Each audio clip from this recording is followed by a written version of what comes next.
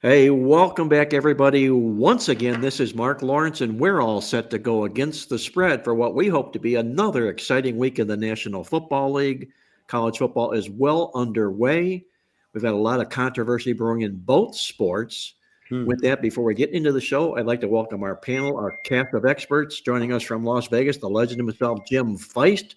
Jim, how are you doing these days? I'm doing wonderful. Actually, we had a real good show at Dom DeMarco's yesterday. Nice. Chipper and Scott Pritchard were on. It was great. And the first time ever, we had so many people, there were no seats. Really?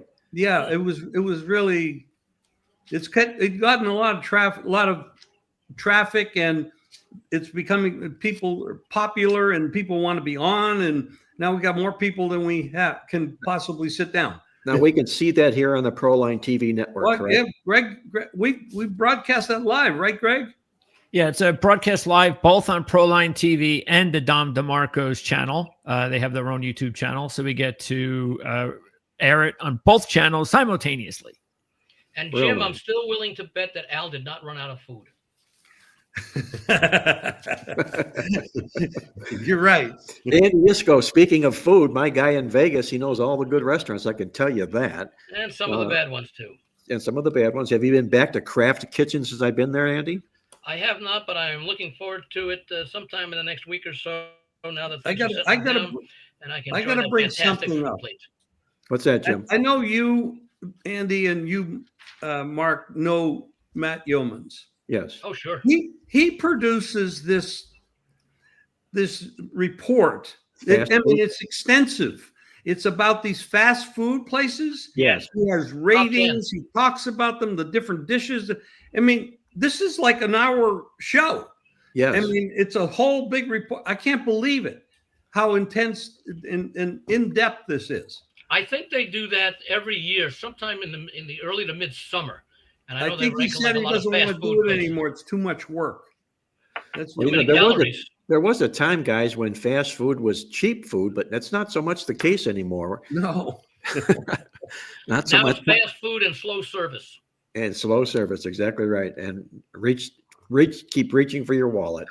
Greg DePalma, producer, Prime Sports Network. How was your day and was your week last week?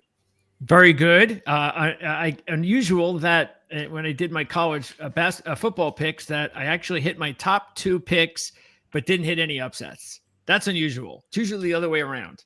So I have to get those upsets back going again. I think I will this week. There's some good upset plays this week in college football and the NFL. So I can't wait to talk about that later.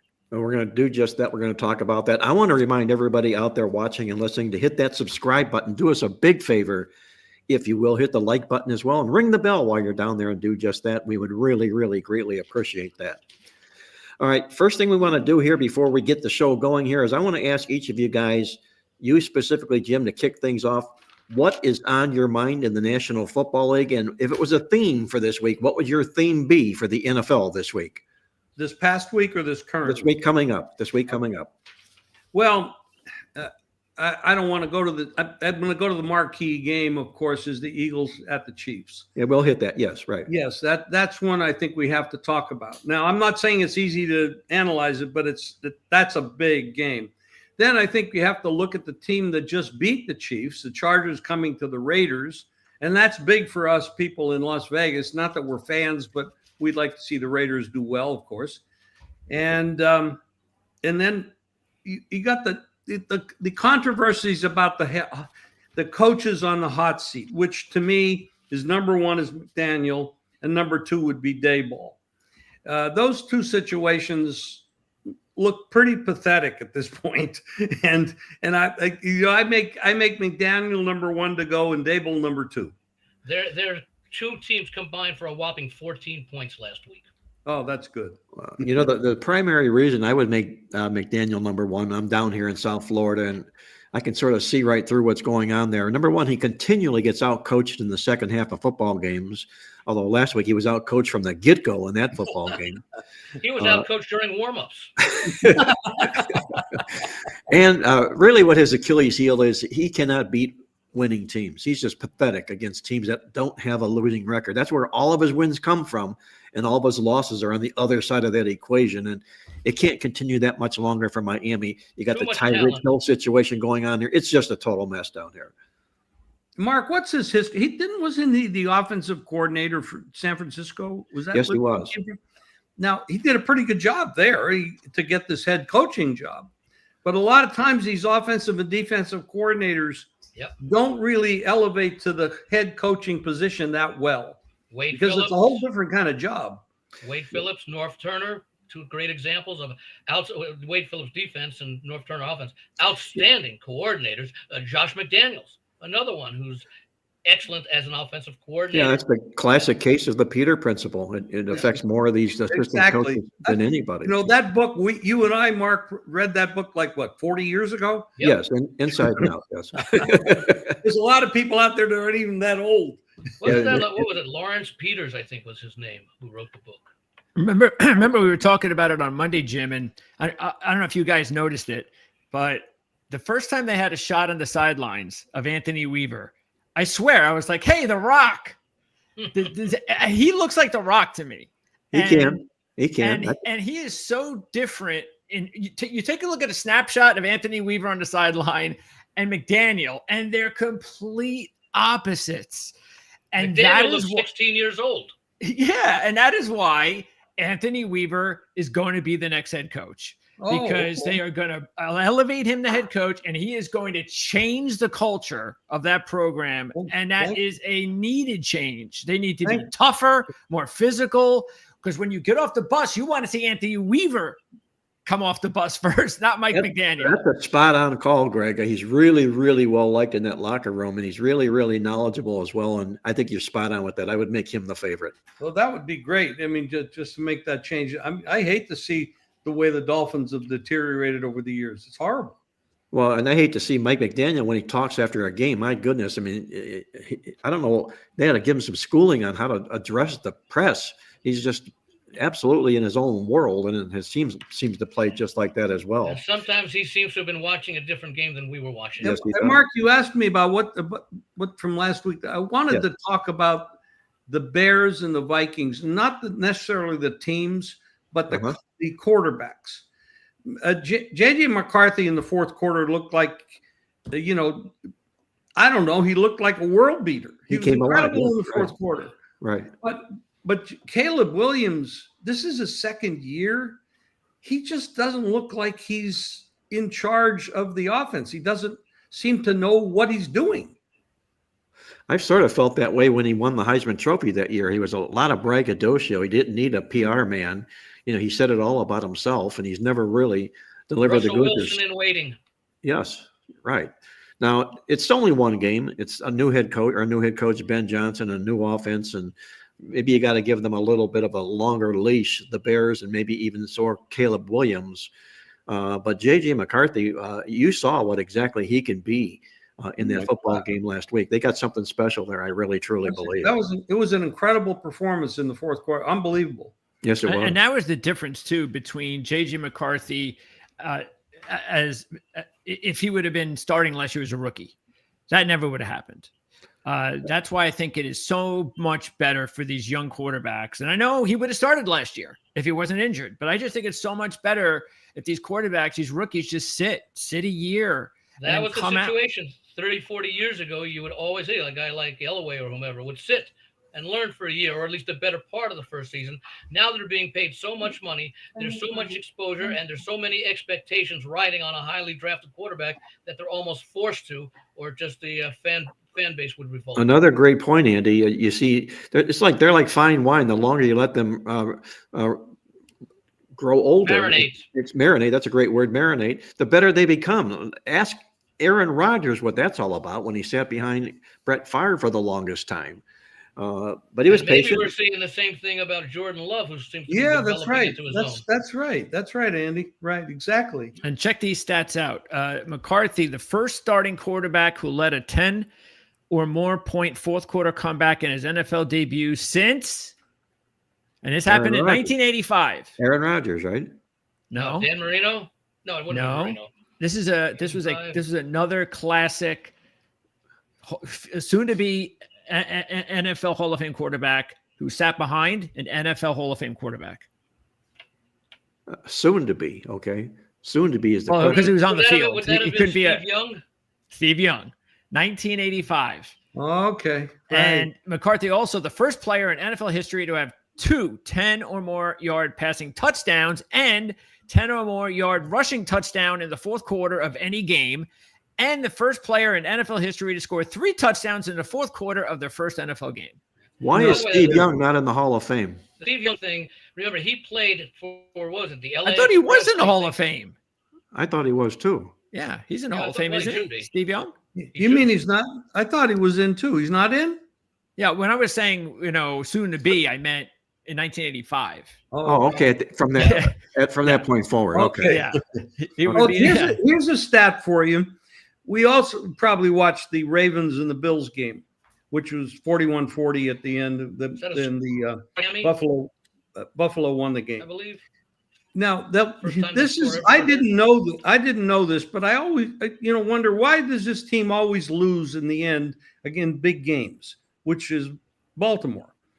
So this person that I know read me this article that was in Baltimore, one of the papers there printed this, that the Bills, the Ravens lead the NFL all time in losing fourth quarter double-digit leads. We talked about that on Monday. That was from the Russell Street Report article that we went over. Yeah. Okay. So that's Harbaugh's Achilles heel, blowing. Well, he gets too conservative. He actually plays not to lose instead of to win. And I mean, your highest paid player, your best player on the field should be doing something. And how do you kick the ball to a guy you haven't been able to stop all game? Not only that, but the other night is they had that lead, and yet the best player, or maybe the second best player on the field, was the one who made the fumble that allowed the Bills to get back in it. Well, Jim, when I asked you about a theme and what we saw last week, I think my theme would be how many blown leads did we see by teams late in football games that had not only the game but the number in hand, lost the game and lost the money as well. It was just unbelievable how they just kept falling out and falling apart. Another theme would be, I agree with you, another theme would be the kicking. How many games were lost by the kicker? Yep. Yeah, except the Jet game, of course. Of course. Where the guy kicks a 60-yarder. Yeah, right. Of course. Well, how about that Tampa Bay Atlanta game where Atlanta rallies to make it, I think it was 2017 or whatever it was. Tampa Bay scores to go up 23-20, and they missed the extra point, which gave Atlanta the opportunity to miss a tying field goal that would have made it 23-23. And of course, our favorite team, Cleveland. There you go. I wasn't going to mention it, Jim, but I'm glad you did. They should have won that game. Absolutely. I mean, they beat beat over 100 Cincinnati yards in every way except for the kicker. Exactly.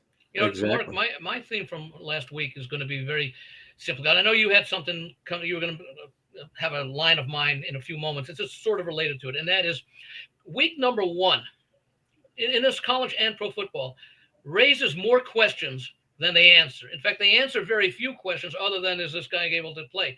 We don't know if week 1, let's use Miami and Indianapolis as an example. We don't know if Indiana played what's going to be its best game of the year.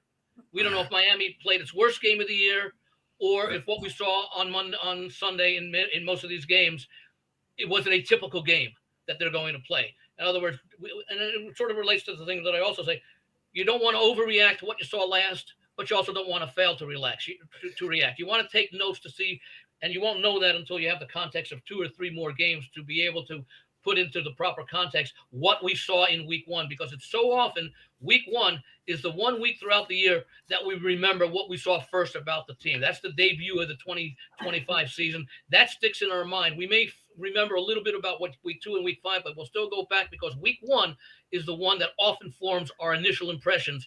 And we have to be prepared. You're spot on with that, Andy. We have to be prepared sometimes that maybe we're wrong and change them. In my database, I know the most reactive situation is reversals of what happened in week 1 in the National Football League to week 2.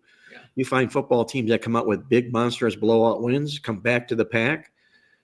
Like vice versa, teams that took the big lump come back to the pack as well. Things tend to even out real quickly in the National Football League from week 1 to week 2.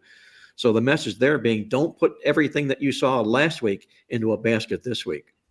You know, there was Good a advice. game that Jim and anybody else that made the early wager. This is why early wagers can be very effective when you make them like 2 months before the season begins.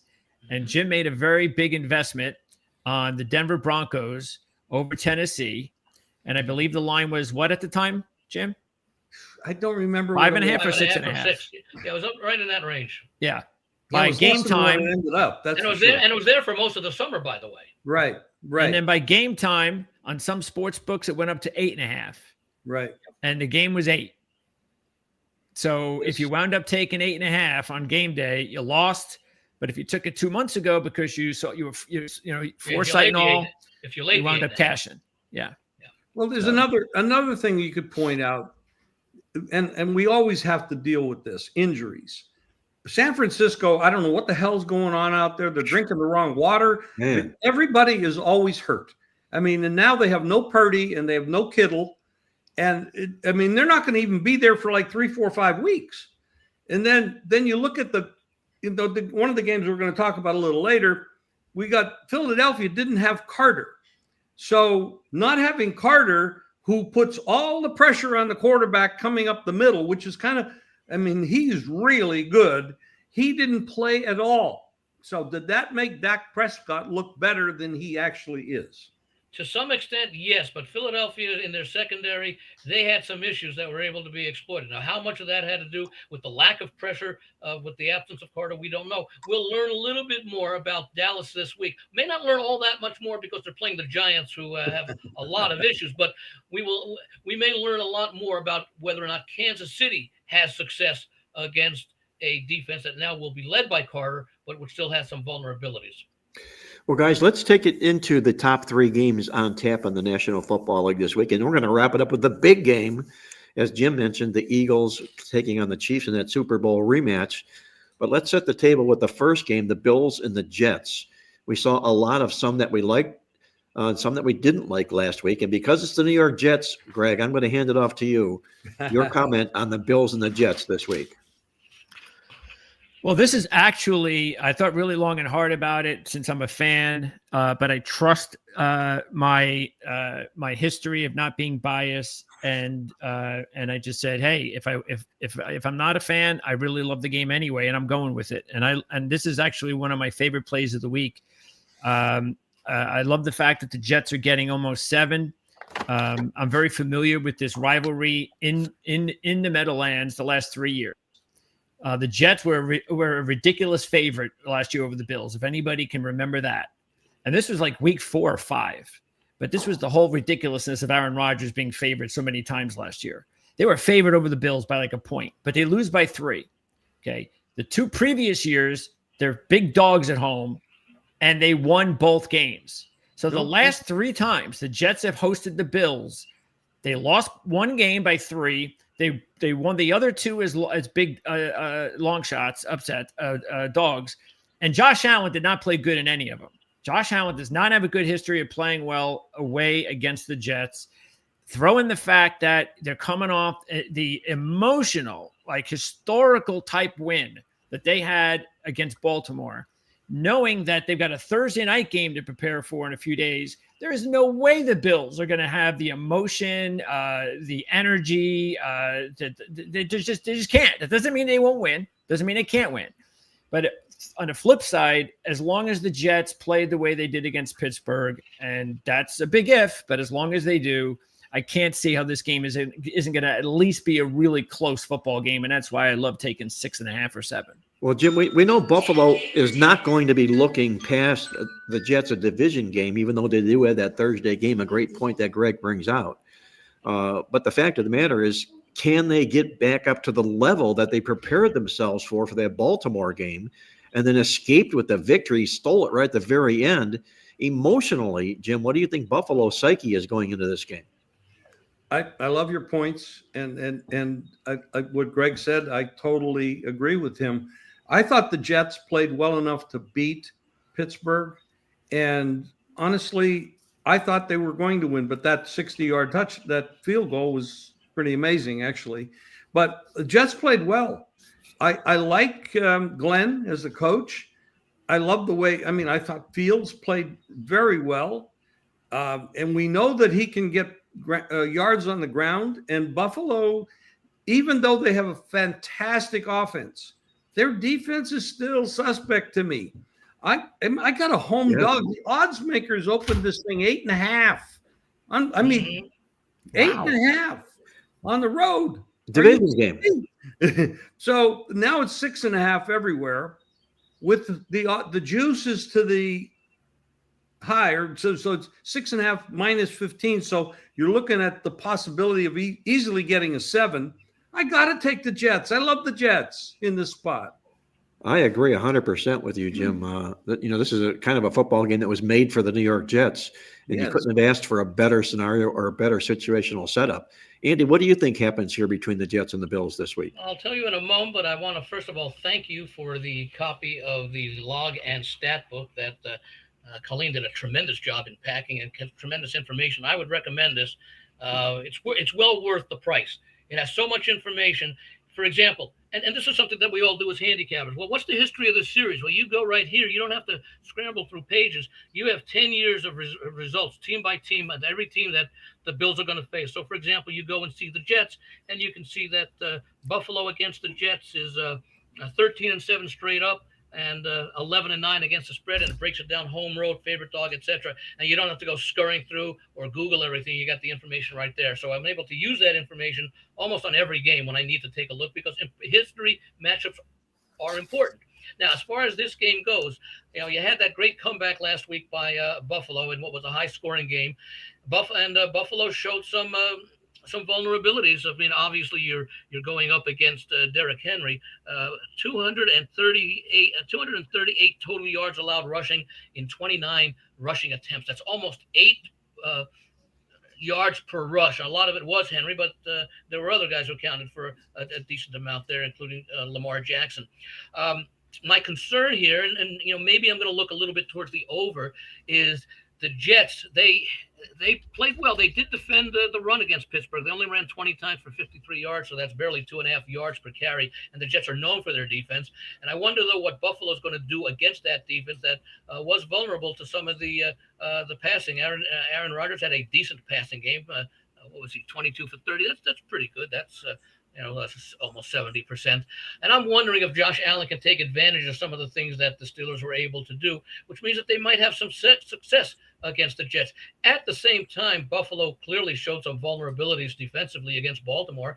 And I think the Jets have to enter this game, especially with Fields and Hall, who, we know is a pretty competent running back, had a good game last week, that they may be able to get their yards and their points against the Bills. I don't know that I'm going to call for the outright upset for the Jets. I do like the 6.5. I want to see if it goes up to 7, and I might still very well. Buffalo might make a good teaser play down, because yes, it is a division game, and they've got that division game next Thursday night, I believe it is, against Weaver as the new head coach of the Dolphins at home. So they'll be opening the season. Andy makes the call. with two of their three first games, division games, and of course the game last week was important. It's tough coming back after 4 days, but these guys are professionals. They're used to playing on 4 days rest. So I'm going to look for this to be a high-scoring game. So I'm looking over in this game, and I am looking to. I want to see if a 7 shows up on the Jets, and I probably will have Buffalo in a teaser somewhere. Although I'm a little bit more reluctant in this divisional matchup, given what Greg described at the start. The Jets are playing Buffalo so well the last few years at home. Well, as Jim mentioned, Andy, I wanted to say this. You're talking about a teaser. Of course, you have to be very careful about the prices of these teasers now, because some of the books are just killing you with the prices. But I would actually like to tease the Jets side and take a bigger price, because I actually think they have a chance to win the game. Yeah. Yeah, the defense 100%. Last week was very strange for both sides. Yeah. The total in that game last week was 38 or 37.5, and they ended up with like 70 points. One of the teams almost scored that much. Yes. And the reason it was not just because of the offenses. It was because both teams have good defenses. So it really didn't make any sense. This is to go back to what Andy was saying before. It's just 1 week. And sometimes teams just don't match up well with other teams, and sometimes they do. So I don't think the Steelers and the Jets, chances are I'd actually put a little bit of money on the fact that the Jets and Steelers won't give up more points than they gave up week 1 the rest of the season in any one. Right. And by the way, Mark, you may have this in the database, but you take a look at the total yards in this game. Pittsburgh, 271, the Jets, 394. So the Jets win the stats, but those kind of yardages don't suggest a game being played in the 60s, more like in the mid to upper 40s. Yeah, you're talking about a divisional home dog here, guys, that comes off of a game that they played a lot better in than the scoreboard indicated. They won the yards, almost 100 yards in the contest, as Andy said, in the game here. And as you mentioned in your newsletter this week, Andy, outstanding newsletter. Once again, Andy hits on what all the key numbers are in college and pro football here. And we've been talking about 7 College being football. I mean, pro football. Pro football, yes. And we're talking about what 7 means in this football game. Jim mentioned it opens up 8.5. It's down to 6.5, but it's juiced. So it likely will get to be 7. I think the public's going to be more to Buffalo than they are to the Jets. It wouldn't be very expensive, Mark, at minus 115 to the high side to buy the 7. Exactly right. You can buy 7 and make it a quarter, lay a quarter on the game. Yeah. So like that. One interesting stat here, I'm going to call this out from our newsletter. It was something I found in the database. It was like, wow, are you kidding me?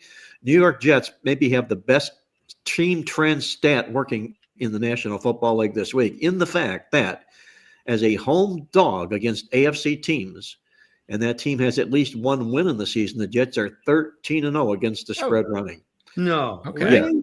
Yes. Oh my God. I'll take that. But Mark, that's almost as good as what you have in your write-up on the Carolina at Arizona game. That's a little tease for that's pretty remarkable stat there.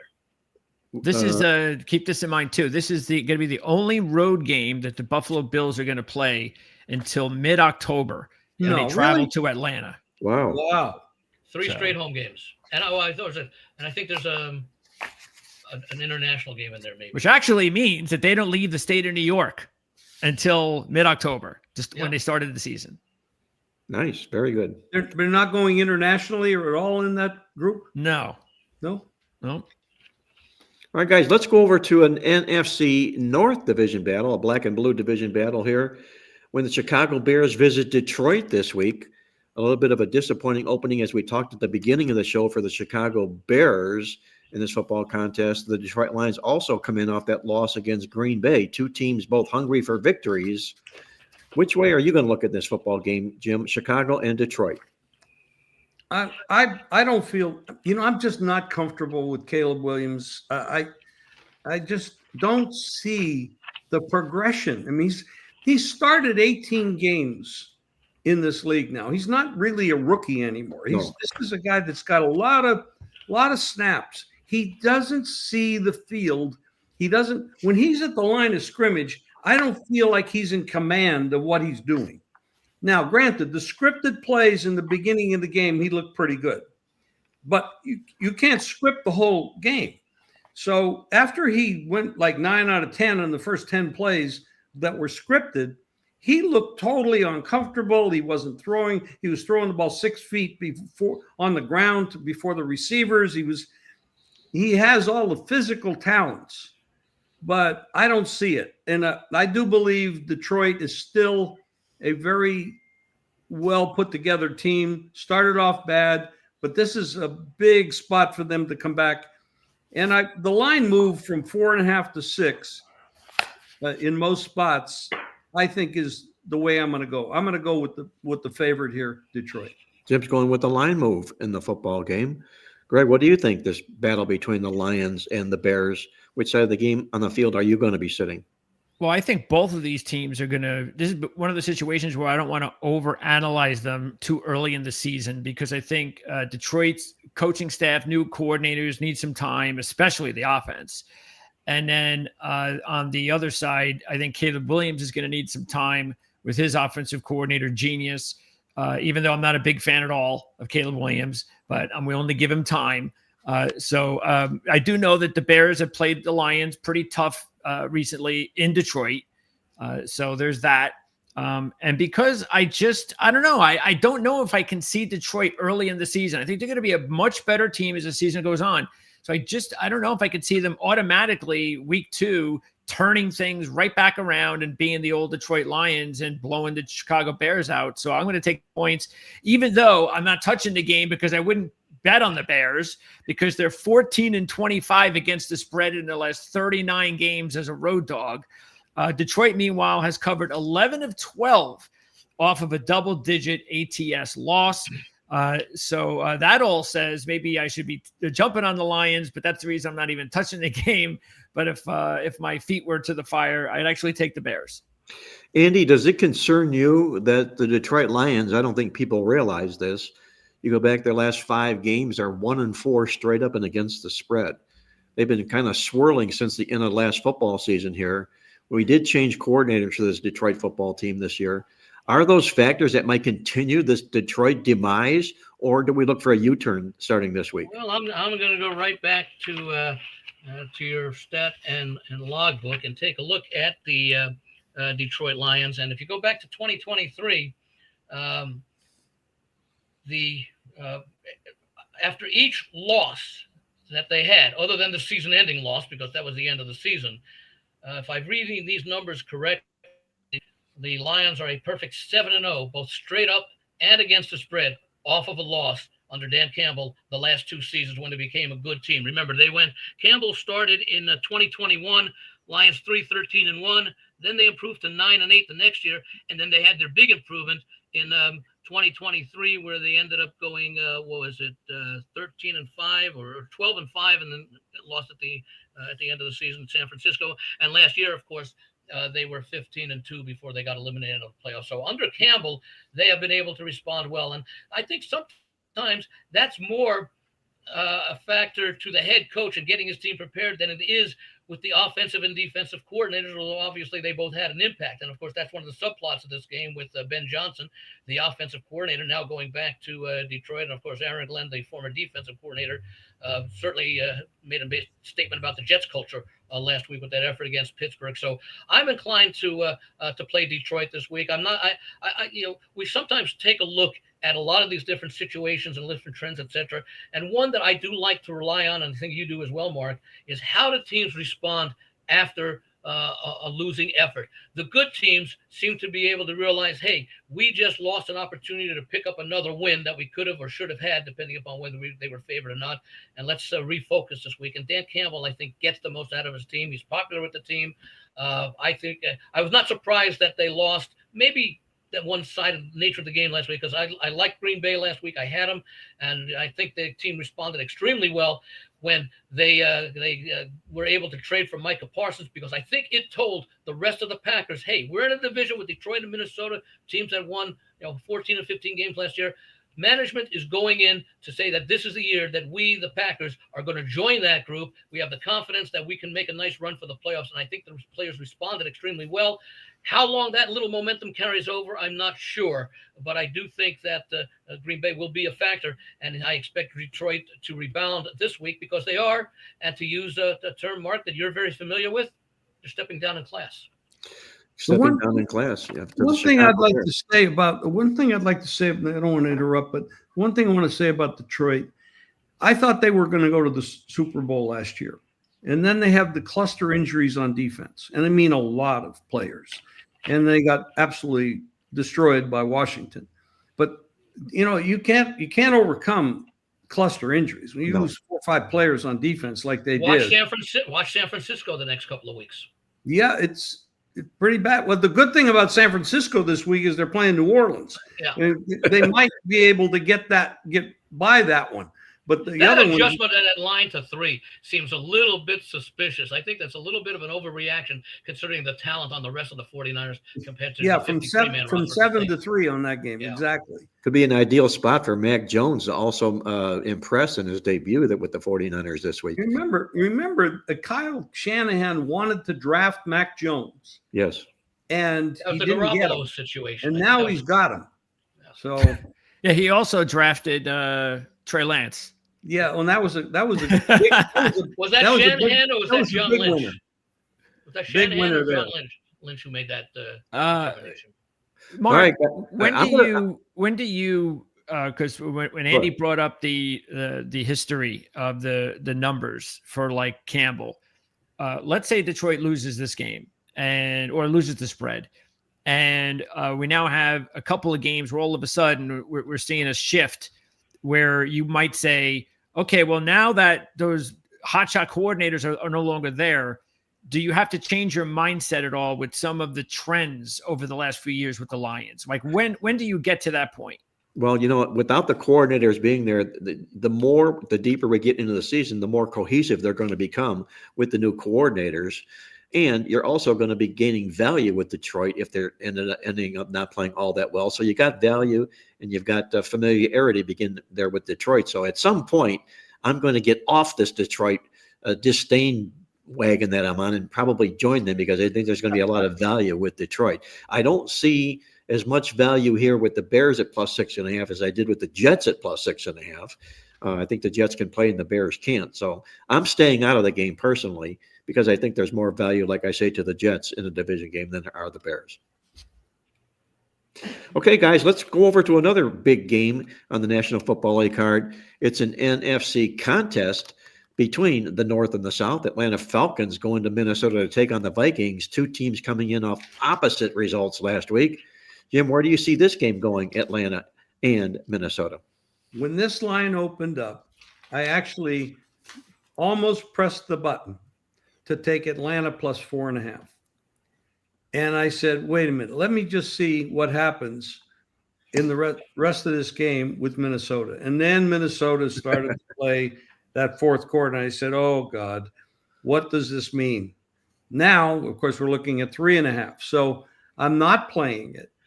But I will say this. I'm concerned about the kicking game for Atlanta.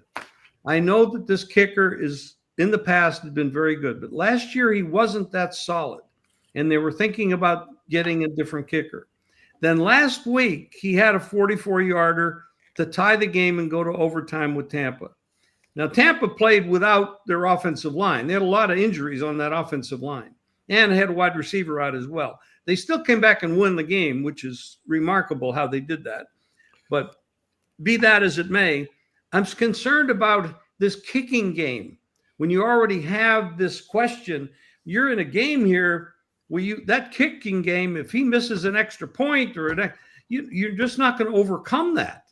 And now what am I doing? I'm taking 3.5 now, and I don't know if my kicker can make a field goal of 40 yards. So I don't know what to do with it. So I'm kind of just staying away.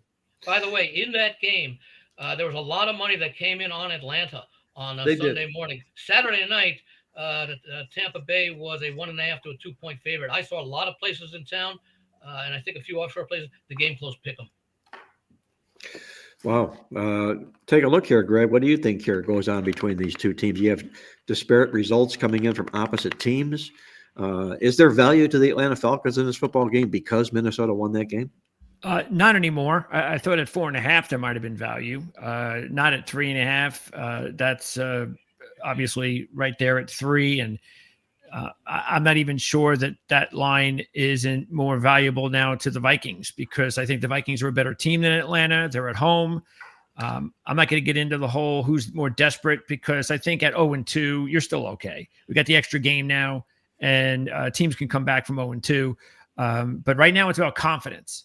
And Minnesota has it, and Atlanta doesn't. And it's a carryover from last year. Atlanta wasn't able to win big games last year, and now it happened already in game 1 against Tampa Bay, the team they're trying to dethrone, and the team that they've actually had a lot of success against recently. All of a sudden, that's a confidence shot. Vikings, J.J. McCarthy, it's through the roof. The confidence level now of the kid and the whole team. And keep this in mind, too. The Falcons are just 2-8 against the spread in their last 10 as a road dog. And overall, they're like the Bears. They're not a very good spread team. 27-41 with one tie in their last 69 games overall. So you want to make money, you're not betting the Atlanta Falcons. And these two teams have played the last 2 years. Believe it or not, the Vikings have beaten the Falcons both games and covered both games. Well, I'm going to take the points with the Falcons here, guys. I think this is an ideal setup, and it comes that way because of what I've learned from our midweek alert statistical newsletter. And I think that's very, very important when you're handicapping games, whether you're a technical handicapper, a fundamental capper, you have a good feel for the game. It doesn't matter what your approach is, as long as you stick to your philosophy and stay in your lane. What I've learned from our Midweek Alert statistical newsletter is that teams, when you have a collision of two games where one team lost the game and won the yards by nearly 100, and the other team won the game but lost the yards, those are two inside-out results, and you're taking the dog here in Atlanta. That's, to me, the side I'll get to right away in a football game like this. And then you look at Atlanta's propensity. They play really, really well in the second game of the season, coming off a loss. They're 9-1 to the spread, the last 10 doing just that. I think there's plenty of good sides here for Atlanta, and I'm not surprised at all if they win this game. Well, I'm going to take a look at Minnesota in this game for a number of reasons. I know a lot of what Mark said, does come true, especially with Atlanta. I go back to, has there been a team that has been more disappointing over the last 2-3 seasons, given the preseason hype, than the Atlanta Falcons? Last year, they were another fashionable team. They were favored by 4 at home against Pittsburgh on opening day, and they lost the game outright. And you take a look at Minnesota. Minnesota has shown to be a very solid team. Certainly, O'Connell in his last 4 years, he had that great season in 2022 when they won all those close games. They did drop off, as you would expect, a regression in 2023, and they go to 7-10, and then they bounce right back last year, and the team goes to 13-3 or 14-3, I think it was, and then of course they have the playoffs. They the game against the Rams in Phoenix. So Minnesota in many ways has done almost what Detroit has done, where they've come up in the last couple of years. They've been a very, very solid team going up against a team that, again, couldn't find a way to win last week. Jim mentioned the issue with the kicker. I talked before about the fact that Atlanta saw Tampa Bay score to make it 23-20 and miss the extra point, giving Atlanta an opportunity to at least send the game into overtime, and they couldn't do that with the kicker, etc. So Atlanta finds ways to not take advantage of opportunities, and as we saw in 2022, Minnesota was able to find ways to take advantage of opportunities, and they're a stronger team now, and I especially like the move that they made at the end of training camp by getting Thielen back to the Vikings where he started his career, and of course just imagine what this receiving corps is going to be like when Addison gets off that suspension. I want to comment, reply to one of the commenters here. Sure. John Putnam, he says, I'm with you, Jim, on Atlanta kicker. I had the over 42.5. A made field goal would have put it in overtime. You know what, John? I was in the same boat. I needed that kick to get it to overtime so I could go over the total, because he missed that and I lost the chance to go over. So I have a bad taste in my mouth from that. Wasn't the final 23-20?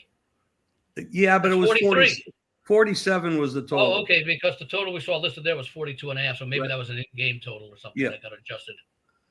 All right, guys, let's get to the game everybody is talking about this week, the elephant in the room. That would be the Eagles and the Chiefs. Oh, I thought you meant Dolphins and Patriots. Well, I was all prepared for that one. I think they're going to really hit me, throw the Cleveland Browns in that mix too, Andy. By the way, you tell me the Cincinnati Bengals are going to hold an opponent to 16 points, and I say, wow, finally a 21-point blowout win for the Bengals. Unbelievable. What does that game last week tell us? I'm not sure. There's some problems brewing in Cincinnati here, guys. I don't need to state the obvious here, but they need to get their stuff together here real quick, or Zach Taylor could also be on this hot seat, the coaches list. You're right. Maybe the Dolphins and Bengals will make a trade for the two coaches. Oh, that could be a nice swap draft picks and swap coaches. That would be a disservice to both teams, I think. Yeah, but at least Taylor's made the playoffs a couple of times. Yes, he has. Well, but McDaniel did a couple of years ago with the Dolphins. All right, let's get into the Eagles and the Chiefs, guys. Here, we mentioned last week that arguably the Baltimore-Buffalo game could have been a game of the year type play, a potential Super Bowl match or an AFC championship preview. And we see likely the same thing here, Philadelphia and Kansas City perhaps getting back to that Super Bowl.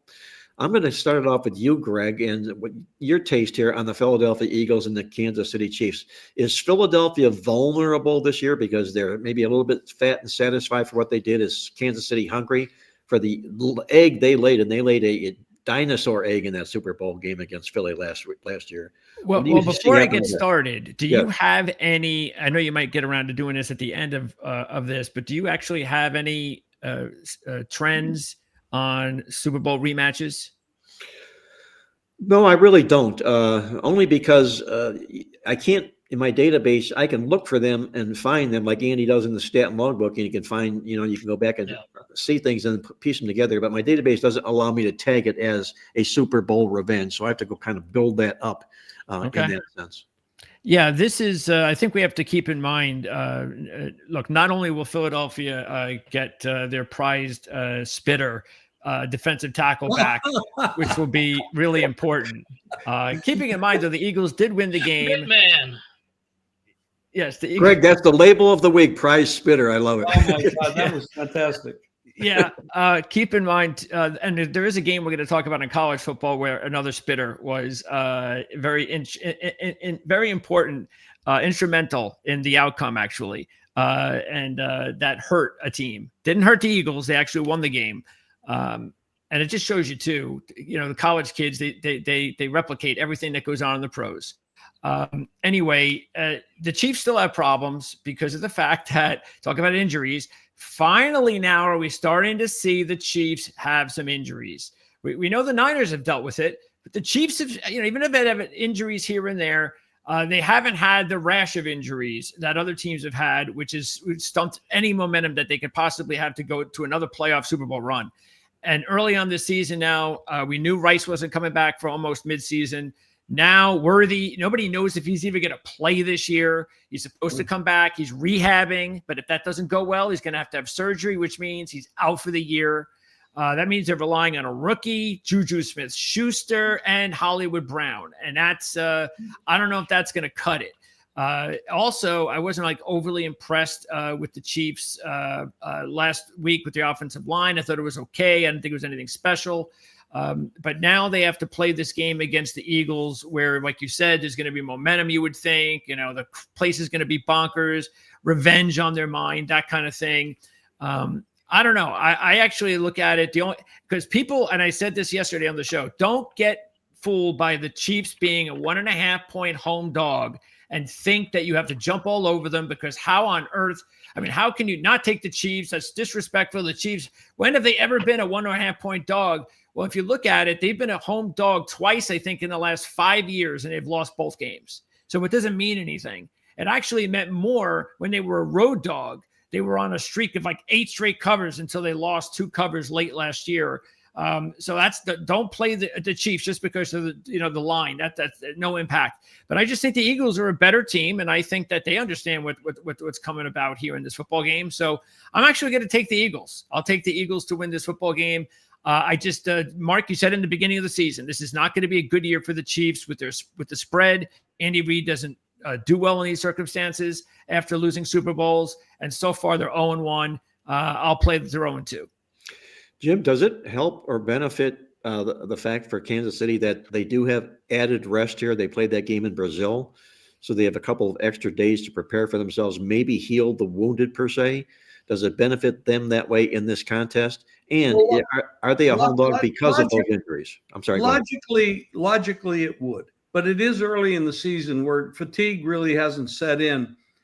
Like they've been. Yeah, but didn't Philadelphia play the night before? They played Thursday, and the Chiefs played on Friday in Brazil. They had the same amount of rest, almost a little bit more rest, actually. Oh, really? Yeah, a day extra. You're right on that. Yeah, but they didn't have to travel as far. Brazil's a long trip. But they somewhat of an edge to. The only negative rest factor is Philadelphia has to travel to this game. There's been some studies, and from what I've seen, that the team that's had the rest advantage hasn't done that well over 30 some games.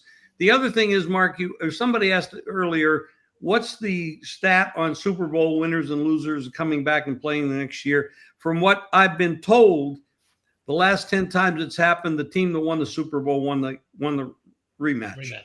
So I don't have those stats, but that's what I've been told. Now, as far as this game is concerned, Philadelphia played without a star player against Dallas. Made Dallas look a little bit better because there was no pressure up the middle, and that's what Carter does. So if you have an offensive line problem, and this guy is a monster, he's a monster player. He's a great player. He didn't play it down in that game. And I think that's a big plus for Philadelphia. I don't really, revenge factor is obvious in this. They got crushed. They lost last week. You got an 0-1 team against a 1-0 team. That's a statistical advantage also. But, things changed. I just don't feel that comfortable with what I saw from Kansas City. Herbert picked them apart. I mean, they did not look like a championship team in that game. They didn't. And I know they've been on top. They, nine straight division winners, 5 out of 6 Super Bowls they've been in, and I just don't see it. I would like to say, oh, this is a great revenge play. I've got this home dog, and it got the revenge factor, and it just looks too sweet and too easy. And I agree with that analysis, but I just can't put my money on it. I just don't feel comfortable. What we saw last week also perhaps say more about the improvement that the Chargers have made in year 2 under Jim Harbaugh. Could be. Could be. Absolutely. I have not seen Spagnuolo's defense embarrassed like that since the Super Bowl. Yeah, it was pretty bad. Yeah. And by the way, the Chargers couldn't run the football. And so everything was really through the air. Which was even more surprising. So it's really surprising. Yes. Yeah, it's good that the Chiefs show that they can, play defense, at least in the run game. But Chargers averaged under 4 yards per rush. They ran at 25 Yeah, but times. The Chargers don't have Saquon Barkley either. So there's a difference there in quality run back. And you want to go more, or should I go? This is a much tougher game than I really want to get involved in. I will bet the game in game. I'll be watching it. And when I see some advantages, I will take advantage of that. There's some games I just can't, I can't bet them pre-flop. There's nothing there.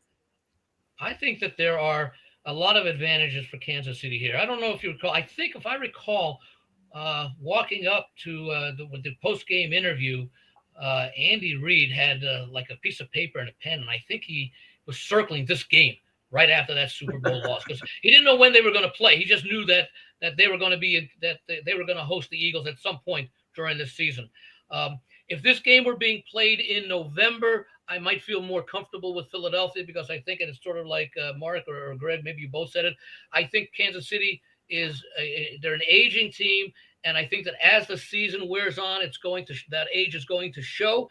We sort of saw it last year when they had so much difficulty winning games by margins as they had in previous years. And now, of course, it's almost the healthiest they're going to be all season. Yeah, I know about Worthy and all that, but even so, their injuries are only going to pile up more and more as the season goes on. And I think I've mentioned that maybe it was last week or one of the other weeks that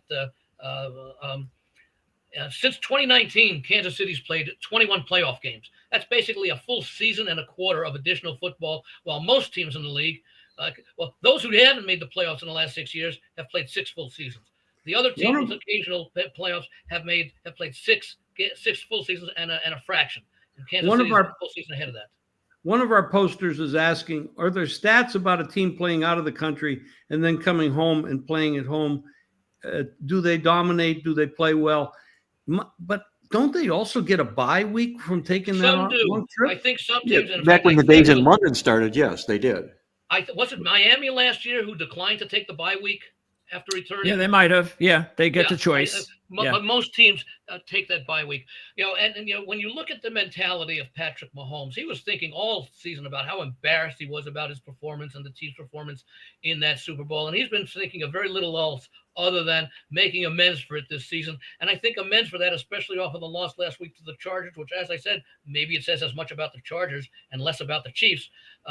That Philadelphia, as I mentioned, against Dallas, they did have some defensive vulnerabilities that may have been, probably some of it were affected by the absence of Carter. I just can't pass up Kansas City here, given their long-term pedigree and their ability to play extremely well in key games, which doesn't necessarily mean just Super Bowls. They do lose to certain teams like Buffalo in the regular season, but when they play them in an important game, they usually come through, and that's usually late in the season in the playoffs. This is not quite a playoff game, but it might be the first of two meetings. Although I don't think Kansas City is going to make it to the Super Bowl this year. Well, guys, if you believe in playoff revenge, you probably had this game circled as Andy mentioned Andy Reid does from that Super Bowl loss last year. So you're waiting for the game to come about. And what happens when the game comes about? You're coming in off a loss. And the defending Super Bowl champion, comes in off the win.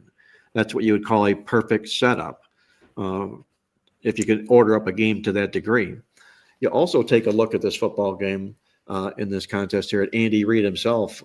How many times has he, when he's opened up 0-2 in the football season here, what has he done in game 3? Because if he loses this, he could end up in dire straits at 0-3 in the season. Well, if he loses this, he bounces back and wins 3 of the 4 games he's played in that particular role. So remember that next week if he doesn't get the win here. But I simply, for the life of me, cannot pass Patrick Mahomes taking points, especially when he took it on the chin from this guy last year, and also the fact that it's a Super Bowl champion that he's taking points from on his home field. Give me Kansas City in the football game with Andy, and we'll see exactly how this game shapes up on the playing field.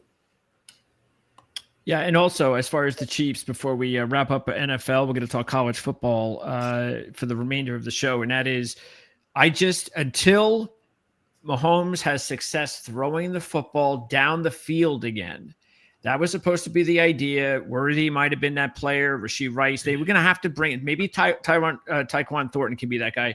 Until he can stretch the field again, he is not going to be that dangerous player he was a few years ago. Now, that doesn't mean he can't bail out games, win games, Patrick Mahomes style, like he's done still the last couple of years without being able to be successful throwing the ball down the field. It just means he's not going to be that incredible. The Chiefs will not have that incredible can't stop offense, which they have not had the last 2 years because they have not been able to complete the deep pass and stretch the field. And until they do that, I think you're always now going to have a chance to beat the Chiefs if you have a respectable team. I also think that we may say Mahomes, knowing the presence of Carter, will emphasize sort of what Greg is talking about, but in a different sense. I think they may emphasize the quick release, quick pass, short game to minimize the success of Carter's ability to rush. Yeah, they got to get Travis Kelce in the game. I mean, he was just, you would have thought that he would have been the one to have 10, or where was it? Marquise Brown had something like 18 targets or something like that. Yeah. And yet Travis Kelce had 3 catches. I don't know where that came from. Maybe the Chargers did a much better job of taking him out of the game, but I would expect one that went for like 25 or 30 yards, I think, at some point. Yeah, it was crazy. So maybe you'll see that, Andy. Maybe you'll see them going early and often to Kelce. Well, guys, I've been trying to load up on my database here to find out Andy Reid's particulars and how he does in situations like this. I was expecting completely the opposite result that I just found. But Andy Reid in game 2 off a season opening loss is just terrible when he's been at home in game 2. He's just 2-7 to the spread. That's the bad news. The good news is that with Kansas City, or is that's with both Kansas City and Philadelphia both. Okay. So we're talking like what, 20 seasons worth? Yes. But he's also, that's at home, but he's been the favorite in those particular football games all but one time. So this is the rare time he does take the points as the dog. We can talk this game till the cows come home. It's going to end up being, I think, must-view TV. I don't know if it's going to get. I like Kansas City, but I wouldn't be surprised if Philadelphia wins. I don't think anyone would be. I'm hearing you, Jim. I know you got to get out of here. Any closing thoughts you have? I know you're probably heading back to Dom DeMarco's just for the pizza. Well, no, I'm gonna give it up for a day. You can't go there every day. Where I gave him 200 pounds. But I know you're heading into the college thing, and I'm not involved. But the question I would ask, maybe you'll answer it when I'm off air here. The NIL, yes, and the portal transfers. How much is that affecting your handicapping in the colleges so far this year? Well, that's a great question, because we've had to really put Band-Aids on everything we're doing. We're trying to assess how these teams look now with these new players that they've purchased. And it's the world we live in. We can't do anything other than that. It's the cards we're dealt. We have to accept them. Correct. I'll tell you what, there's a very interesting game tomorrow that involves something like that. Is the game between Duke and Tulane, where the Duke quarterback voluntarily left Tulane where he was successful, and they asked him why. He said, "Well, I wanted to play in a conference where the competition is better." Ooh. I don't think now the Tulane coach had no hard feelings, but you have to believe that he was basically taking a swipe at at Tulane's was it the American Athletic Conference to go over to the ACC, and they're going to host Tulane's. I think a very slight favorite at home tomorrow on Saturday. I'll be interested to see, but that's one of the things that you do have to deal. Well, to answer your question, NILs Jim, and these, you used to have to sometimes deal with. I say to answer your question, Jim, the thing I have the most difficulty with initially here is dealing with the group of 5 teams.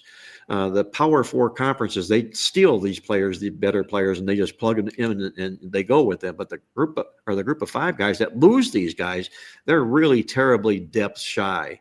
And you end up you find the Boise States or the Memphises and those teams that kind of find their way to the top of the pack, because they do a better job of recruiting than other group of 5 programs do. So that's the assessment I have, is how bad can these group of 5 teams actually be after they've been raped by the big boys? The other thing is I think you're gonna have to split it down, make 2 different levels of play, because they can't compete. There's just no way they can compete. Well, I think we used to be that maybe you would have 2, possibly 3 key players transfer from or to a team each year. Now those are double-digit numbers where you're getting guys who you're bringing in as starters. I said this a number of years ago, and I'm going to maintain it, that 20 years from now, we will see a total colleges will no longer have student athletes playing football. They will hire football players to play football under the logo. I'm serious. And I'll tell you, when you think about it, it makes sense. Because college football is becoming a professional sport at the level, certainly in basketball and football. What you're doing, by the way, let's use Ohio State as an example. Let's say you have 100 football players on your overall roster, and 80 of them are there to play football, and 20 of them are there to get an education, and they don't get to play football after their career is over, but they played in college and they got a scholarship. Well, if you do what I'm suggesting they're doing and basically just rent out or buy athletes, you're opening up 80 positions for a student who wants to go and get an Ohio State education. That's going to waste if you're giving it to a football player who's there just to play football. Hey, Jim, let me throw this at you before you go, and I know you got to get going here. We're going to go into the college football, and a part I'm doing every week this week is called just saying what I heard and what I thought and what I learned from my database. And this is something that I did last week, and you're talking about the group of 5 teams that are stripped naked playing against the Power 4 guys. Well, last week, South Florida beat Florida as an 18-point dog. A monster win for a group of 5 team against a Power 5 guy. That was my big college football game of the week, and they win the game straight up. Was I surprised? Absolutely, I was surprised. It was nice to see them win the game.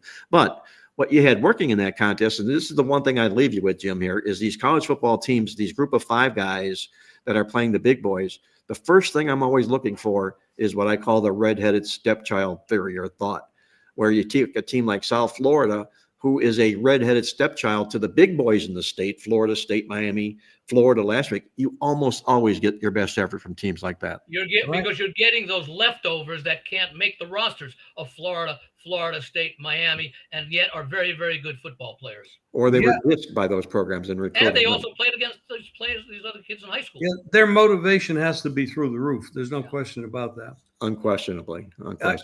Before I leave, I keep reading these posts, and I like to reply to them because they go through the trouble. If Dak Prescott exploited the Eagles secondary, I think Mahomes will be able to do as well. I would only answer this way. I agree, except the Jalen Carter thing. Prescott has better wide receivers. Even though they're not a great team, they have great wide receivers. And Dak's not a bad quarterback. And Carter wasn't there to put the pressure on. He is going to be there. And that is a monster, especially after this guy just paid. He got suspended for 1 game, which he missed that game. And he had to pay $57,000 in a fine. He's probably pissed off. I don't want that guy to get pissed off. I think that's a lot of the reason that this game got down to a pick 'em at a certain time and went up to Philadelphia, just because of the fact that it was reassessed that Jalen Carter is going to be in that lineup. That's right. As long as he doesn't spit on anybody, The spitter. it could happen. I heard he's wearing a Or mask. at least if the official doesn't see it. That's right. That is right. All right, Jimmy, thank you so much for all of your intelligence. Everybody out there loves it. I do too. I cling to every word, and I look forward to visiting with you next week here on the Against the Spread podcast. Thank you, guys. Have a good rest of the show. Thank you. You too, Jim. Thank That you. was Jim Feist from Jim Feist Sports here on the Proline TV network, a regular each and every week, contributing as he always does each and every week. Now let's flip it over to the college football side of things, where Andy, Greg, and I will tear apart this college football card this week. And I was saying, I kind of blew my just saying thing. I was going to talk about the South Florida situation set Speaking up. of spitting, by the way, Mark, Yes. because that's what I was referencing before. South Florida may not even win the football game last week if the player from the Miami Hurricanes does not spit on the player from South Florida. I think they were going to have like what was that? A University of Florida player. Well, you know, Yeah, the South Florida player spitting on the University of Florida player. And if it wasn't for that particular spitting incident, they would have had a longer down and distance, maybe at their own 25-yard line. And who knows that could have just completely ended South Florida's chances, but they gave him second life. They got the ball at midfield, and all they needed was a couple of plays to get into field goal range and win the game. Greg, I'm going to have to think long and serious and hard in our playbook newsletter. We've got our awesome angle. We've got our trivia teaser. We've got our smart box. We might have to open up for the spit play of the week. Right. Yeah. Or like Andy said, the spitting angle. What's our spitting angle this week? Yes.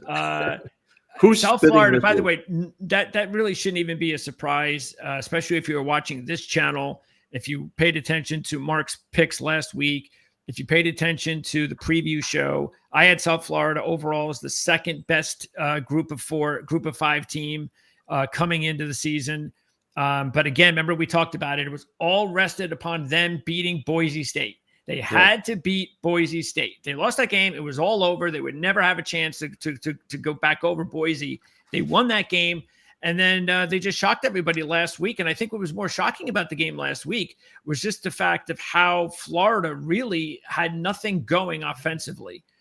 You thought they would be a little bit more advanced. But DJ Lagway is just still a young quarterback that is still trying to find himself. And that Byron Brown, the kid that we talked about, that's the big primary reason why South Florida is in this position.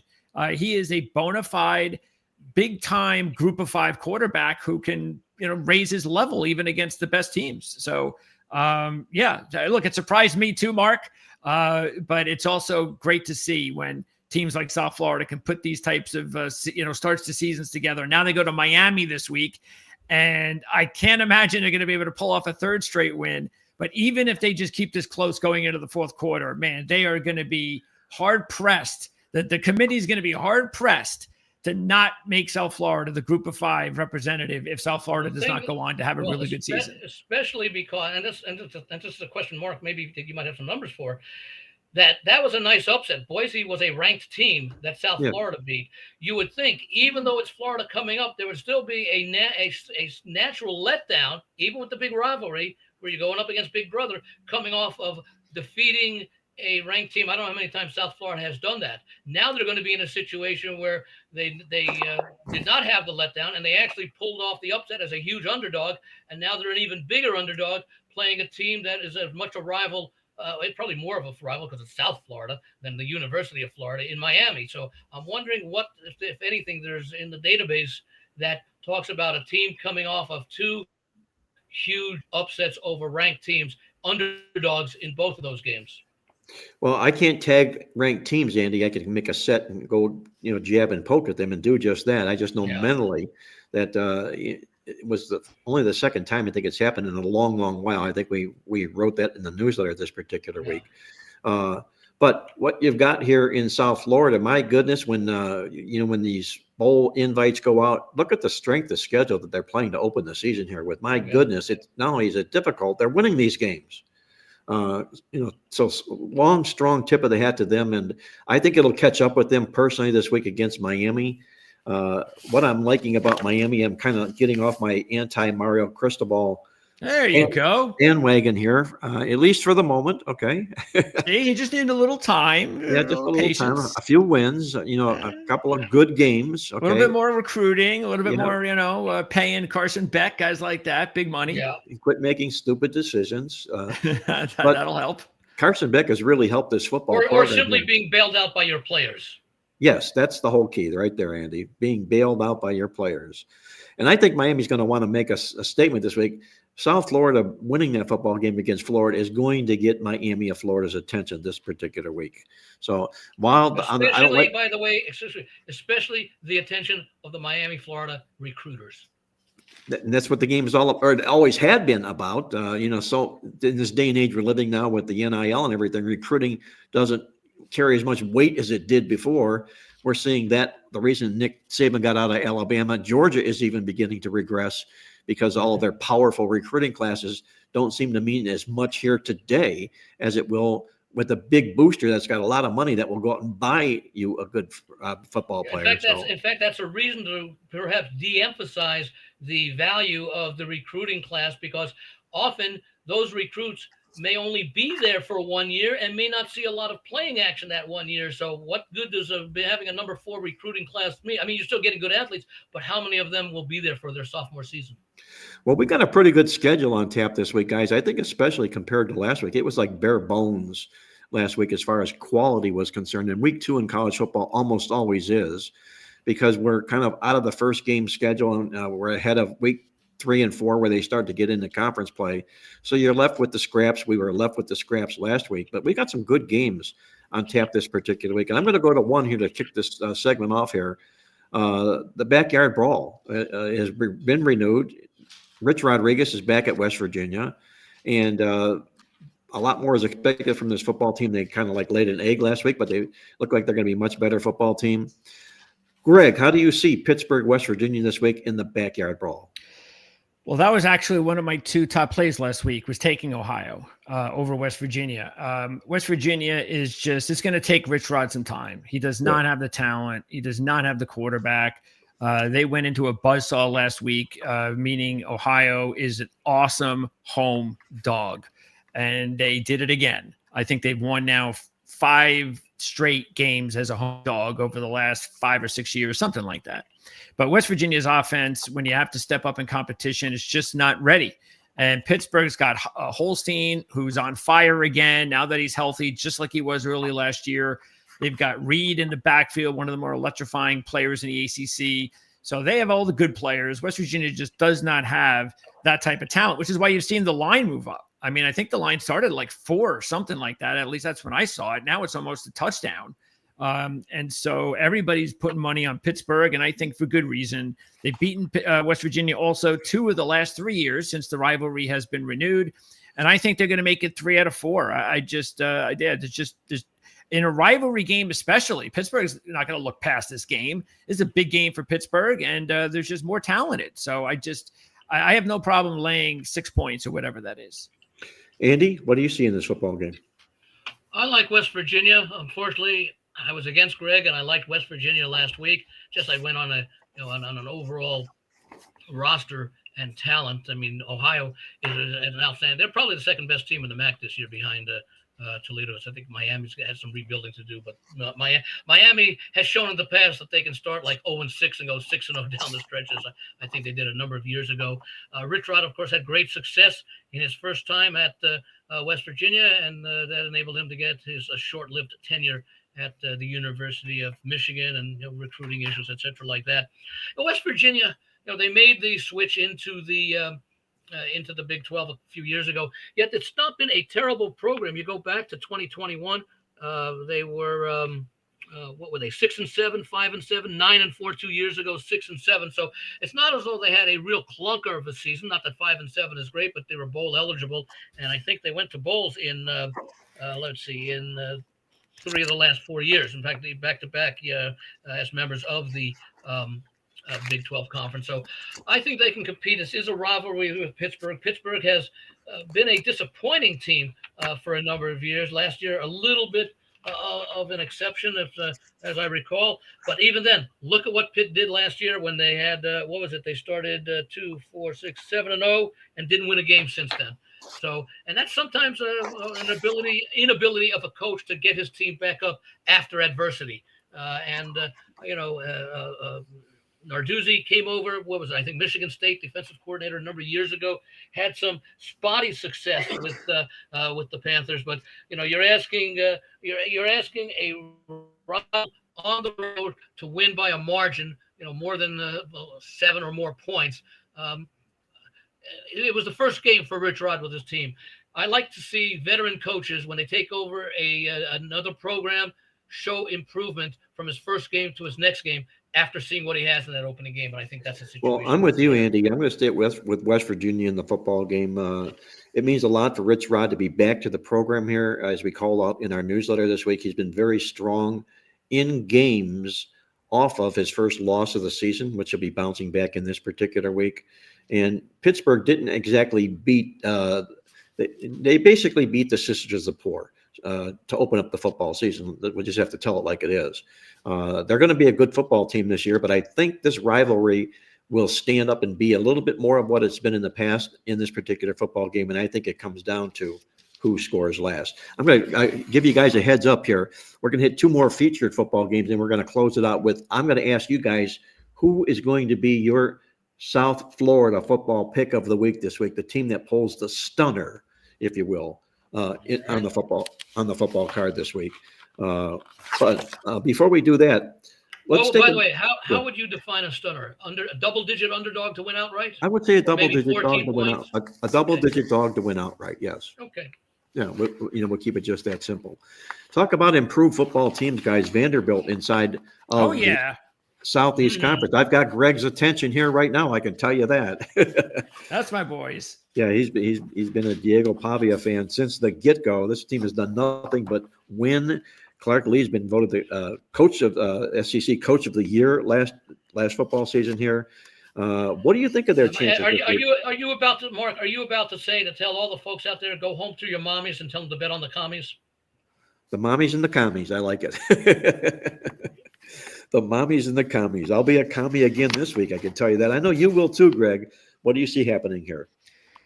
Yeah, and I think the obvious thing that just keeps me writing Vanderbilt, as I've said on my other shows the past couple of weeks, is that they're going to be a dog in a lot of these games until maybe they start winning these games, which I think they're going to.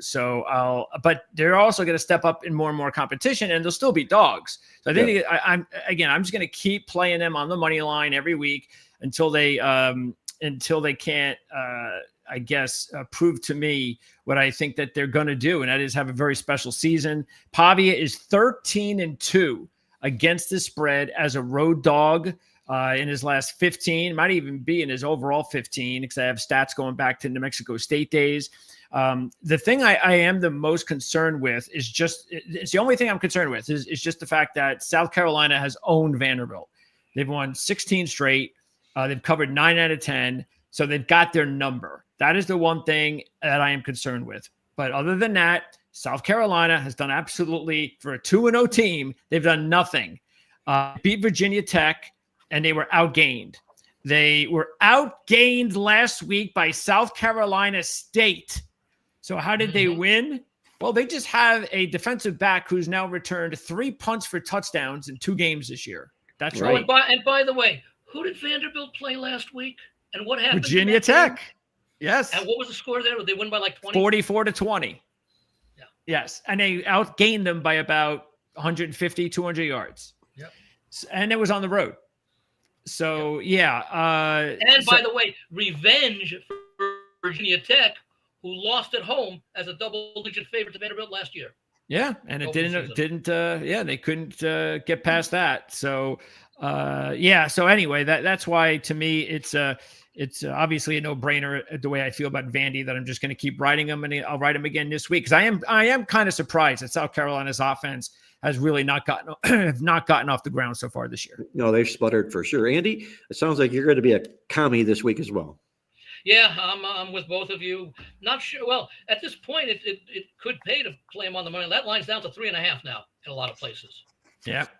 So the money is coming in, and at what point will they bet South Carolina? I imagine if it gets down to 3, because we take a look at recruiting and all that, and the caliber of athletes. South Carolina does rate a little bit higher, but the coach has done a great job at Vanderbilt, and of course, it has a lot to do with the transfer quarterback he got. Who really was the key to.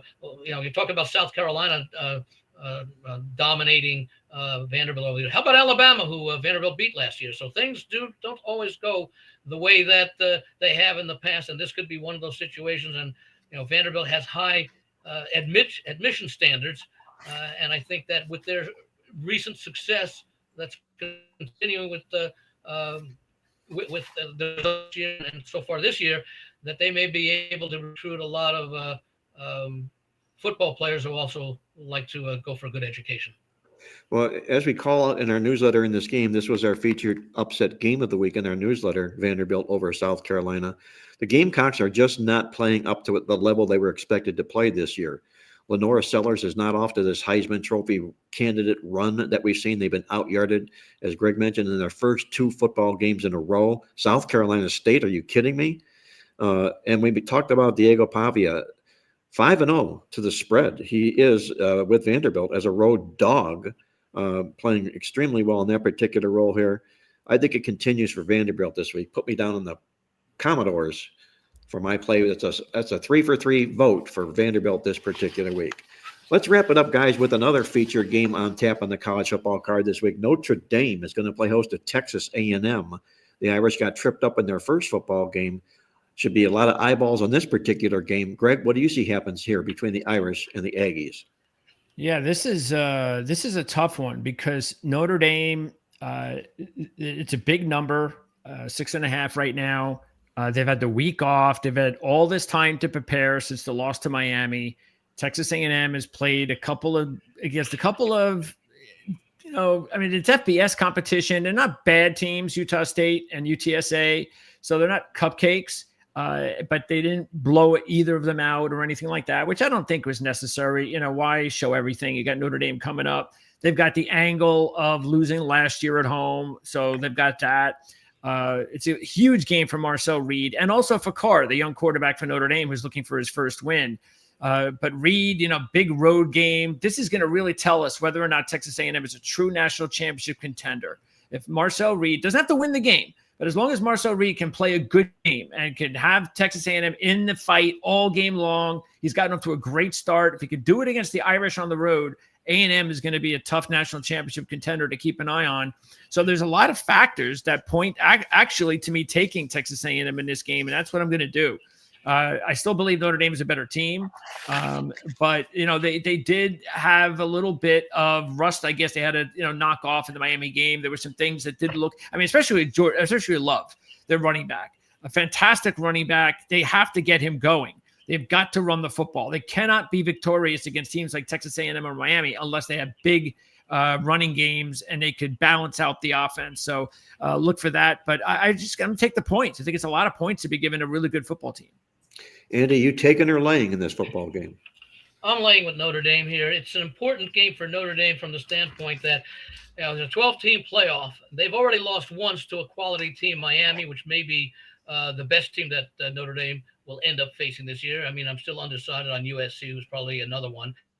And A&M is probably the second best team right now that they will face.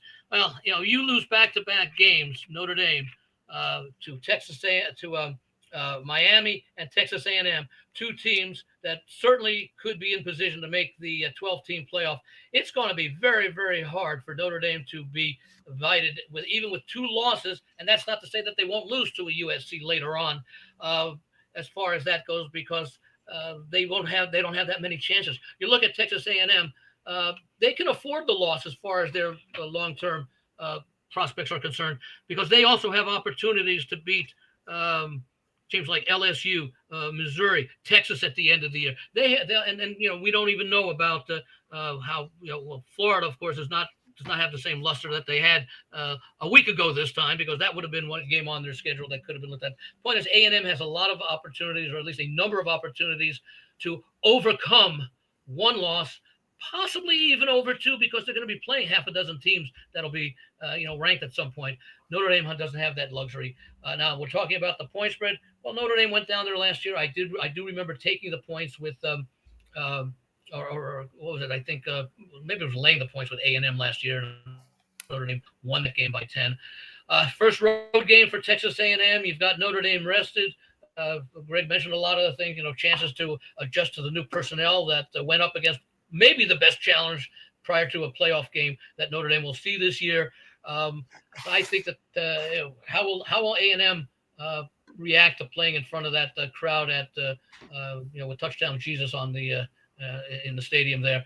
I think a lot of factors for Notre Dame. I respect Texas A&M. I was disappointed in their season last year going in, because I did like Elko coming over from Duke and all that, and they didn't seem to play up to their roster potential for a good part of the season. So I'm on Notre Dame this week, and I think they're probably going to get another, I'm going to say, 8 to 13 point win.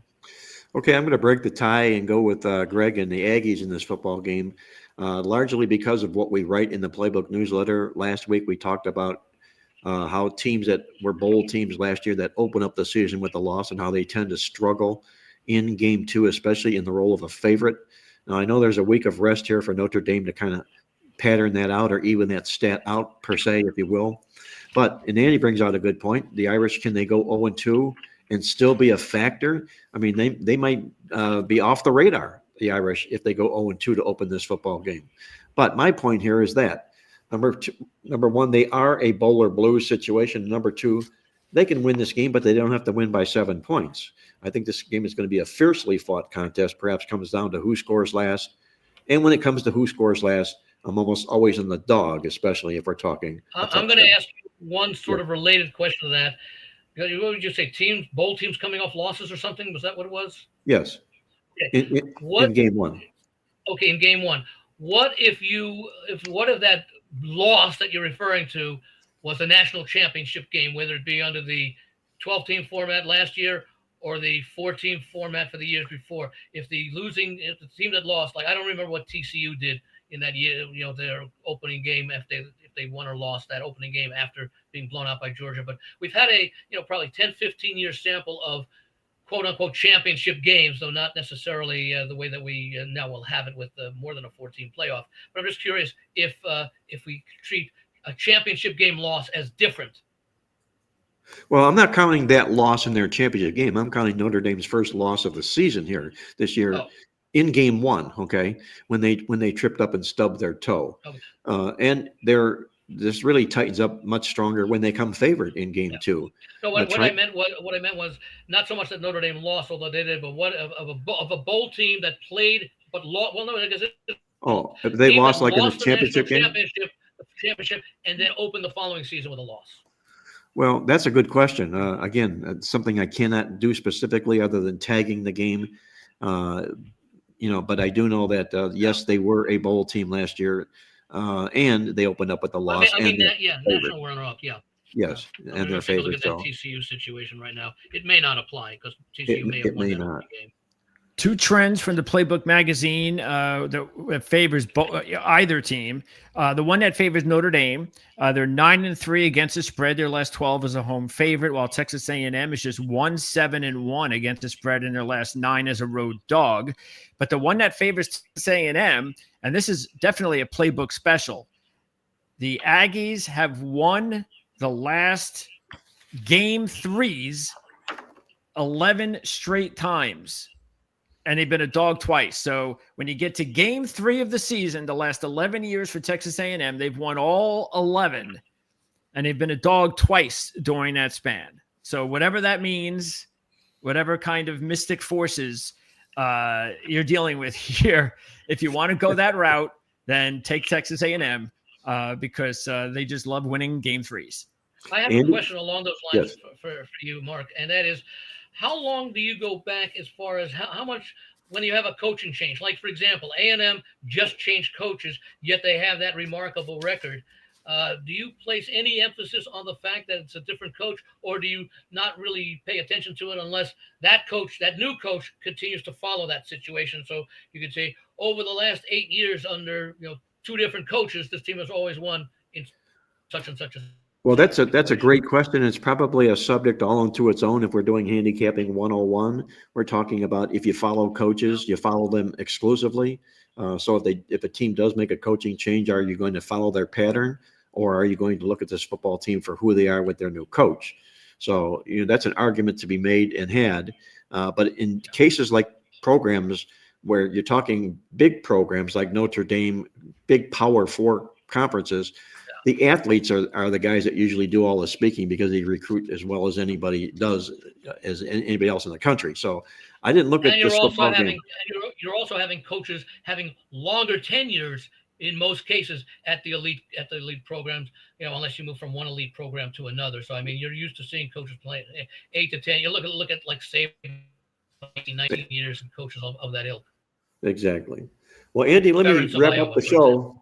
I'm going to wrap up the show with you. We're going to ask who your big upset of the week could possibly be. If there's any money line double-digit dog you might be possibly thinking about this week, who would it be? I can't really find a double-digit upset dog. I mean, the closest that comes, and I can't really see them winning the game, but it's not a great situation, would be Stanford, a 12.5-point home underdog to Boston College, who just played that double overtime game at Michigan State last Saturday night. So that's one possible. But if you want, let's say, a priced underdog that could pull the upset, how about Arkansas going in and beating Ole Miss? I agree with that. I think the Hogs are right this week. The Hogs are a live dog this week, and they could pull that upset. Greg, who are you looking at on your money line value play, your big double-digit dog to win the whole game? Yeah, I completely agree with you, Andy, on that one. I think Arkansas is ripe for that upset. So I don't know what it is now, 8 points, something like that. So whatever it is, here it is 7. So it's gone down even to 7. But yeah, really like Arkansas in that spot. But what I'm going to do is I'm going to take a team. Mark talked about this team as his upset pick last week. It was only 4 points, and it was against the group of 5 team. But I'm going to go ahead and double down on the same team now as a 15-point dog against a defending conference champion team from the Power 4, and that is Texas State against Arizona State. So the line is now 15.5 plus 550 on the money line. And just keep this in mind. Keep this perspective. Texas State played Arizona State last year, beginning of the season. Texas State was favored in the game by 2 points, something like that, 2 points. Good it was point. a close game. And that went, and Texas State actually had the lead by double digits and lost the game. So now, all of a sudden, one season later, and Texas State had a good season last year too. Now, just because they're on the road, they're getting 15.5 points. Plus, keep this in mind too, Arizona State has not gotten off to a good start this year. They had a lackluster FCS opponent week 1. It wasn't really a blowout, and it wasn't really a sexy win. But then Mississippi State, they trailed 17-0 in the game. Came back, took the lead with a minute and a half left, and then gave up the game-winning touchdown of like 55 yards with 30 seconds to go to lose the game. And Sam Levitt, the quarterback, is really not off to a good start. He's got an average, he's got his ratio touchdown interception at 3.3. His average yard completion is only 5.6. So their passing game, even though they have Tyson, one of the best receivers in the nation, just not humming right now, even though the running game has been okay without Scadaboo. So they're a little off early on in the season. They'll be fine. But I think that's why this is a spot where they can be taken advantage of because, as you know, Mark, G.J. Kinney's done a great job with Texas State. And this is the type of win that could really get him noticed that next year, as you said last week, next year he probably will be somewhere else. I do think that Texas State is a good point spread play this week. Arizona State, this is their final non-conference game. They begin their 9-game Big 12 slate next week at Baylor. They may take the field saying we need to work on a few things to get prepared. I don't know that they need to win by a margin, but I wouldn't, I'll be rooting for Greg to get his money line playing, but I will be on Texas State plus the 14.5. Well, Greg, I'm putting you down for Texas State because we did ask for a double-digit dog, and I agree with you 100%. They've done nothing wrong this year, Texas State. They're 2-0 right out of the gate, out of the box. as you mentioned here, G.J. Kinney probably playing for a Power 4 conference job somewhere. They went on the road and they beat UTSA, Texas San Antonio, as a dog. I think they can do it again this week against Arizona State. But my upset special, my double-digit upset special dog, I'm going to stay with the Purdue Boilermakers to pull away on Southern Cal this week, okay?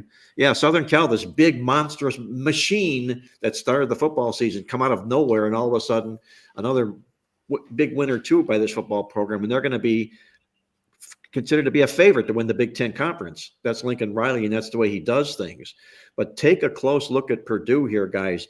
Number one, new head coach Barry Odom. We all know about Barry Odom and his success that he's had with football programs in the past. The guy simply wins, and he simply wins money in football games. And number two, he's doing that again this year. And number two, again, from the Playbook newsletter, our smart box this week is a feature we call Tripping Up.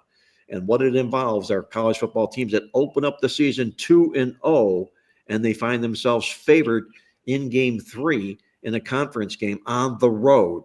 These teams are 9-33 against the spread. 9-33 against the spread. That's Southern Cal when they go into Purdue this week, a team I don't think they're going to be all geeked up to play. Give me Purdue plus the mountain of points in that upset special. 850 right now on the money line.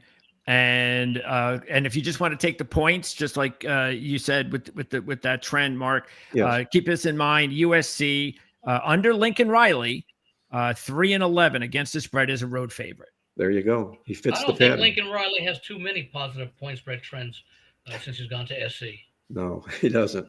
He's been very disappointing out there. Yeah, he hasn't earned his private jet rights Yeah. since he signed that contract. I'm certain of that. Hey, I'm going to thank you guys. We had a great show this week here. Jim Feist joined us earlier on the show when we tore apart the National Football League. Andy and Greg and I, we did the college football thing for you this particular week. Another great show. Be sure to tune in next week here on Mark Lawrence Against the Spread podcast when we come back for more. Until then, this is Mark Lawrence reminding you to always remember to bet with your head, not over it, and good.